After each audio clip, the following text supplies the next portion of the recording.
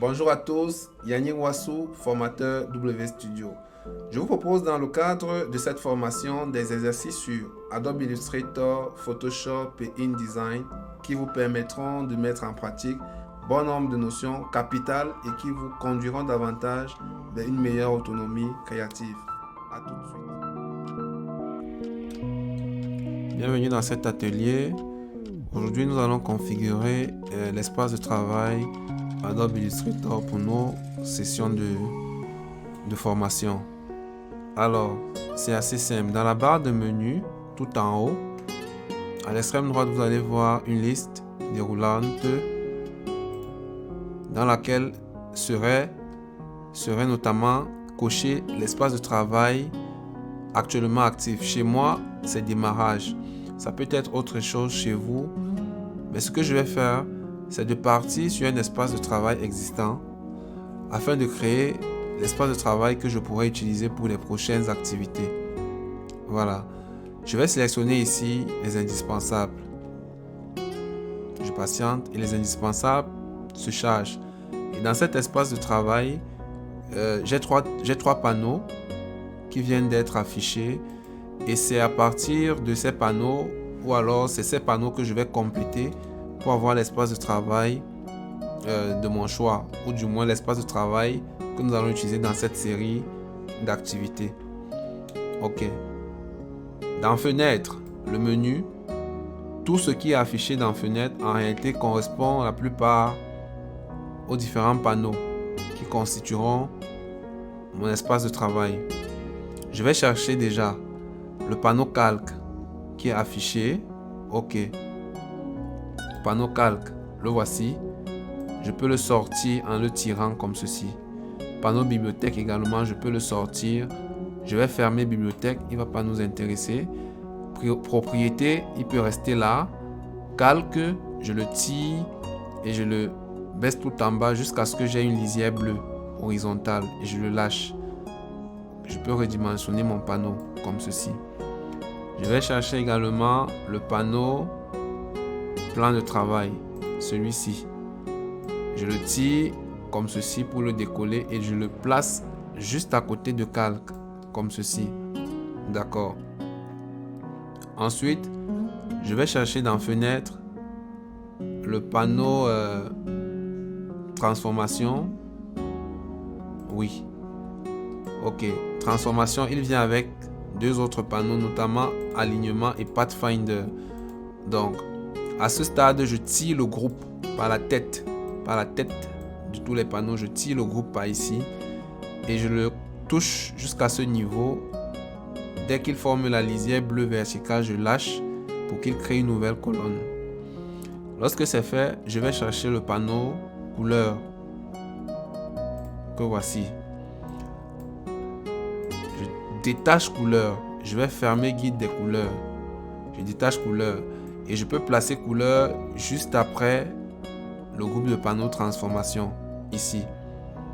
Je vais chercher son homologue dégradé de couleur que voici et je le place juste après couleur. Ensuite, je vais chercher un autre panneau exportation. Je crois que c'est exportation de fichiers. Ok, le voici.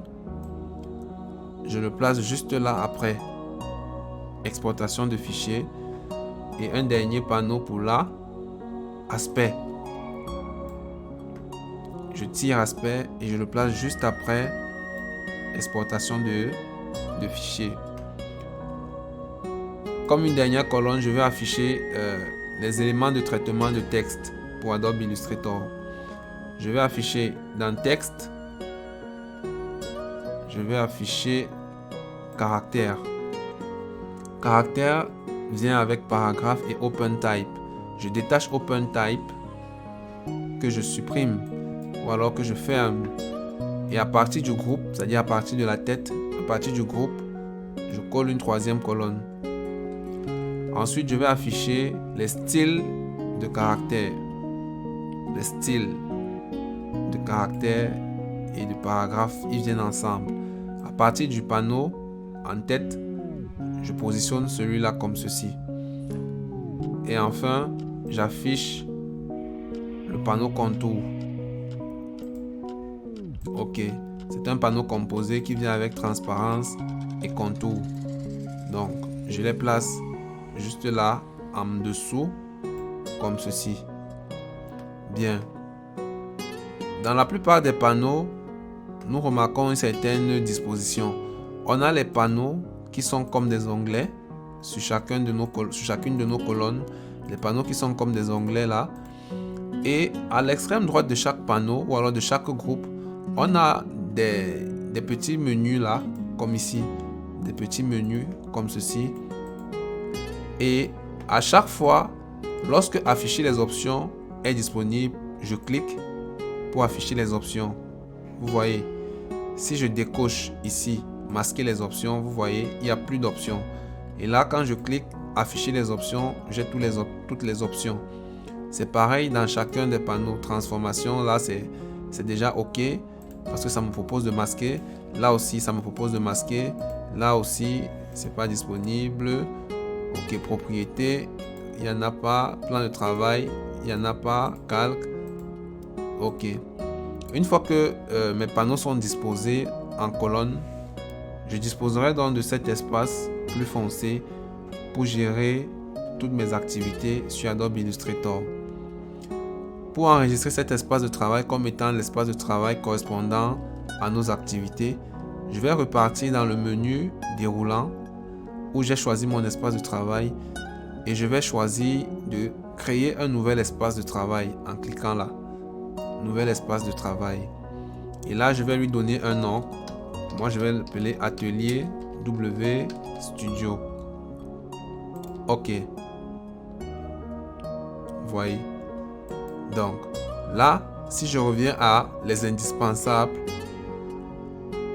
vous allez vous en rendre compte que les indispensables restent tels que je les ai laissés parce que c'est un espace de travail existant que j'ai modifié. Alors, pour ne pas altérer l'espace de travail existant puisque je l'ai déjà enregistré, je peux simplement réinitialiser les indispensables en cliquant ici. Là, je réinitialise pour que prochainement, je puisse encore à partir de cet espace de travail, créer plusieurs autres plans de travail, espaces de travail, autant pour moi. Alors là, je reviens dans la liste déroulante et je choisis l'espace de travail Atelier W Studio. Et on peut donc remarquer que mon espace de travail se charge. Je pense que vous avez assez bien compris la démarche. Je vous laisse réessayer et n'hésitez pas à nous faire parvenir vos préoccupations en cas de besoin.